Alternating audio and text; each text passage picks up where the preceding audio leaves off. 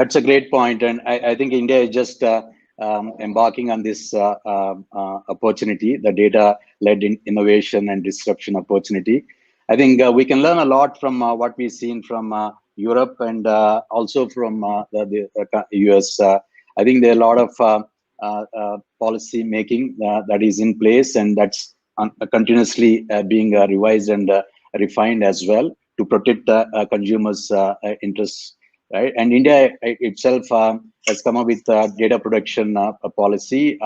It still hasn't been gotten approval from a legislation, but the policy is in place. And up until 2019, we actually followed what is put in by European Union. It's called GDPR, General Data Protection Regulatory Framework.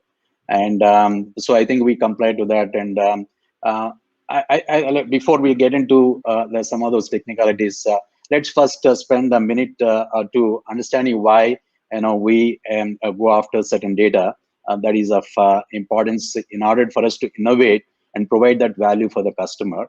I think today, it's criminal to sort of come up with an innovation that is seemingly looking like one size fits all, right? And that may have worked in the past, and now with the proliferation of data, and you should make a concerted effort to know your customer, right? And if not to level of personalizing every individual, you should at least know there exists multiple cohorts, and each cohort has a specific need for the product that you are or the service that you are building.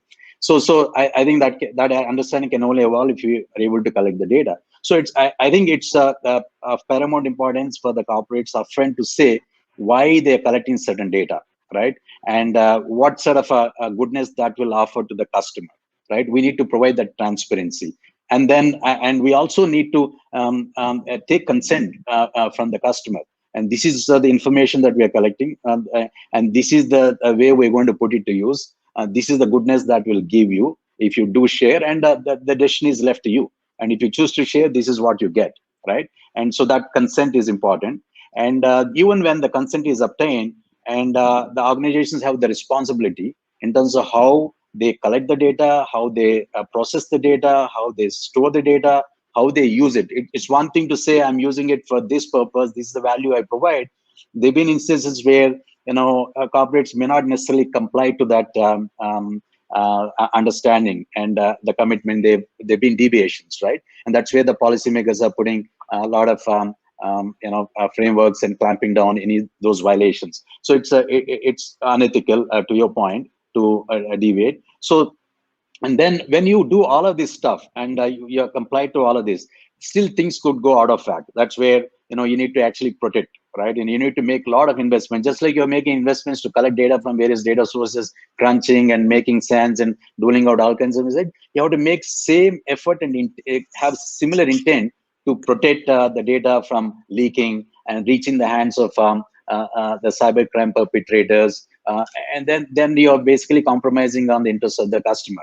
And it'll translate into huge loss for the end customer. Potentially, the trust goes with the business, and business also lose its opportunity in the market, right? So that's what it's a responsibility of the corporations as well. And I think even the multinationals who came to India in the beginning, when the policies weren't quite clear, and there have been some cases where the questionable practices were followed, and it was not necessarily taking care of the interests of the customer.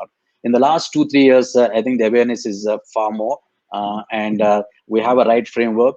I think we had the hindsight advantage of looking at how European Union did the data protection, how America did, and some things worked, something didn't. I think and then we also seen the adverse effect of having a closed down framework, which is a closed loop framework, which is what China had followed, right? They've made it pretty much their own, and other corporations, have no reach to it, and it had its own set of issues in terms of innovation. Customers were deprived of certain services and products that they could have benefited, right? So India sort of took best of both worlds and put together a framework that, in my opinion, is holding a customer interest in good stead.